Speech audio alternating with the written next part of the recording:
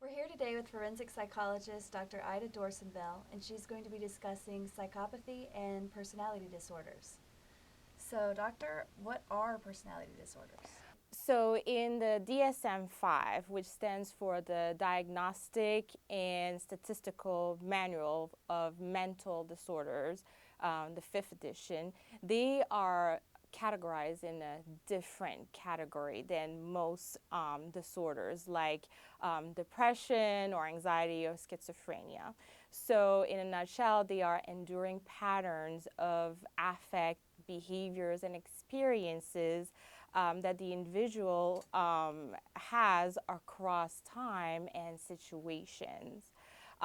They are typically diagnosed starting in late adolescence or early adulthood.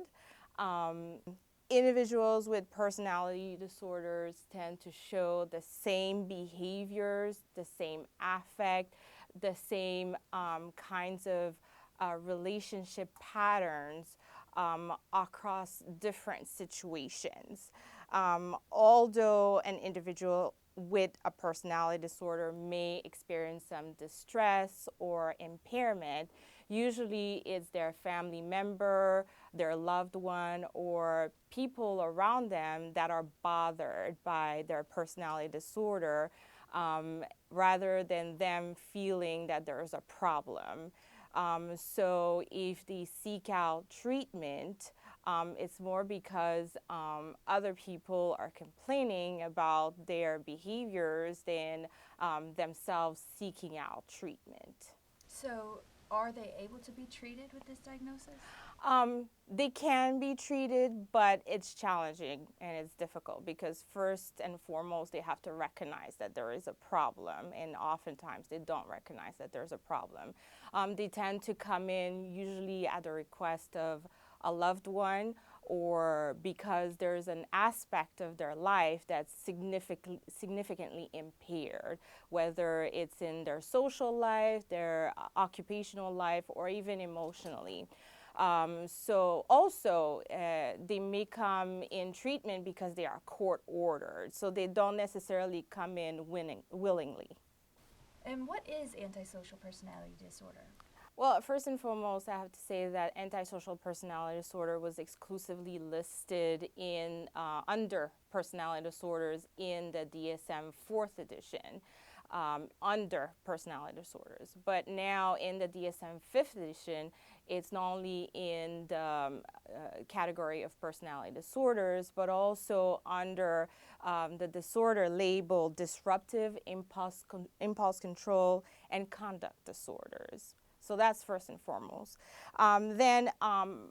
Antisocial personality disorder is a pervasive pattern of disregard for and violation of the rights of others, and usually tends to occur since age 15. The person must be at least 18 to get that diagnosis. The person with this diagnosis tends to fail to conform to social norms, is deceitful and impulsive, tends to be irritable and aggressive, and tends to have a reckless disregard for others, and shows a pattern of consistent irresponsibility and tends to lack remorse. How prevalent do they say ASPD is in our country? Well, the way that we gauged prevalence is more at looking at the prison setting. And so in the prison setting, it's about 3% of the maximum security prison population that we could say can have a diagnosis of antisocial personality disorder. And you mentioned the age 18. Could it be diagnosed during childhood? No. According to the DSM, it cannot. However, there's another disorder called conduct disorder that's typically diagnosed when they're younger than 18. And it shares a lot of the same traits as antisocial personality disorder. Mainly, there's a repetitive and persistent pattern of behavior in which the basic rights of others or major age appropriate societal norms or rules are violated. So again, the person must be 18 or younger. And so the child, in a nutshell, shows a pattern of aggression to people. Individuals with antisocial personality disorder are less likely to view their behaviors and lifestyles as problematic, as long as those behaviors benefit them.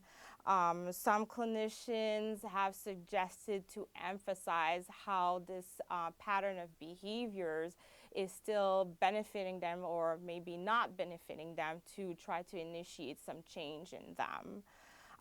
Also, another aspect of antisocial personality disorder that is challenging is that these individuals may learn those societal norms in treatment, may learn how to behave and how to interact with other people in socially acceptable ways. However, it's not so much to change behavior, but to then avoid detection. So they then are viewed as being even more dangerous sometimes after they go through treatment. And what about psychopathy? How is that related to all of this? Well, first, psychopathy is not listed in the DSM-5 as a disorder. It was a very conscious decision not to put it in the DSM because there was this fear that it may be misused as a legal defense. So, however, it's very similar as antisocial personality disorder. Because the individual, again, engages in behavior characterized by callous and remorseless disregard for the rights and feelings of others, and has a chronic antisocial lifestyle. The psychopath is constantly vainly seeking some sort of stimulation, but in a very negative way. So then the psychopathy can be conceptualized as falling on the very severe end of antisocial personality disorder, if we conceptualize antisocial personality disorder on a continuum. So the more antisocial traits a person has, the more likely they are to be viewed as a psychopath. So how prevalent is psychopathy? Well, it was estimated that about a third of individuals with antisocial personality disorder in maximum security prisons could meet criteria for psychopathy. However, many conceptualize what we call like successful psychopaths. So those individuals are able to avoid legal consequences of their behavior. In fact, Harvey Cleckley came out with a book called A Mask of Sanity, and he recognized that psychopaths are among us. So they may be businessmen, scientists, physicians, actors, and even the next door neighbor.